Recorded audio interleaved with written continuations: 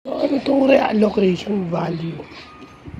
So sa robotics, no, sa financial aspect ng robotics, ang reallocation value ay isang financial at operational metric na kung saan pinapakita nito yung value na si-save na kapag ang robot ang nag-take over ng task at ang mga tao ay napupunta sa higher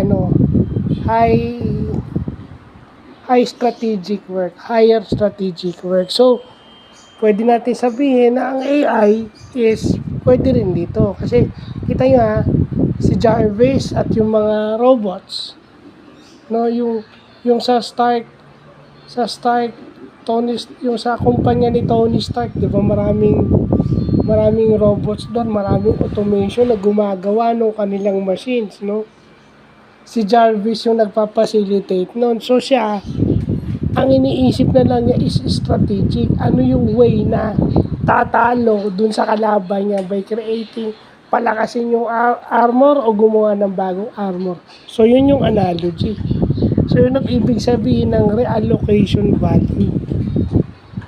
So, papag-uusapan yung hindi ito technical, operational financial lang to, pero it applies to operational din. Kasi yung tao, pwede na siya dun sa higher strategic work. At tapos yung robot na yung nagte-take over nung process. So, yung ganyan. At alam naman natin, ang intelligence na ginagamit ng robot is AI. So, yun lang po.